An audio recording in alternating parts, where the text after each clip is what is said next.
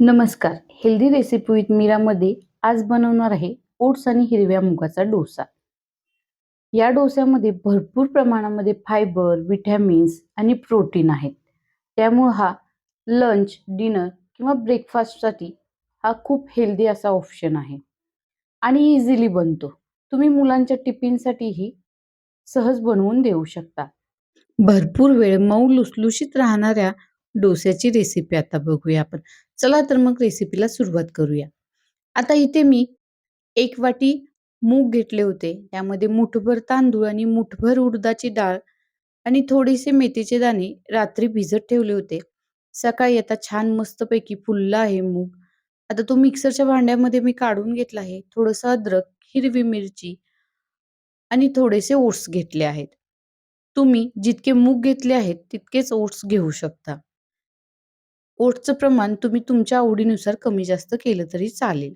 त्यानंतर कोथिंबीर, कढीपत्ता, थोडेसे जिरे आणि चवीनुसार मीठ टाकून यामध्ये छान मिक्सरला आपल्याला वाटून घ्यायचं आहे. चला तर मग मी मिक्सरला वाटून घेते.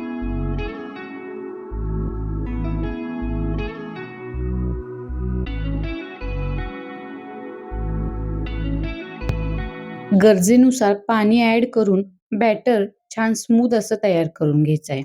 आता इथं माझं बॅटर तयार झालं आहे, ते मी एका बाउलमध्ये काढून घेते. यामध्ये सोडा, इनो वगैरे काहीही ॲड करण्याची गरज नाही.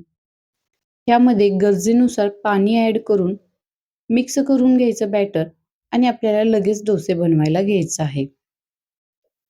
आता बॅटर एकसारखे मिक्स झाल्यानंतर लगेच आपण डोसे बनवायला घेणार आहे.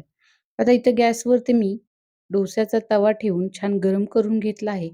आता त्यावरती डोसे पसरवून घेणार आहे. डोसे पसरवल्यानंतर त्यावरती तुम्ही तुपाची किंवा तेलाची धार सोडू शकता. त्यामुळे डोसा चवीला अप्रतिम लागतो.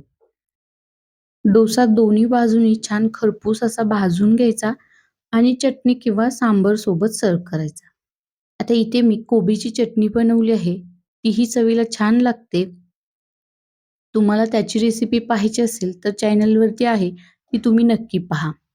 ही रेसिपी कशी वाटली हे नक्की कमेंट करून सांगा आणि चॅनलला लाईक, शेअर, सबस्क्राईब करायला अजिबात विसरू नका.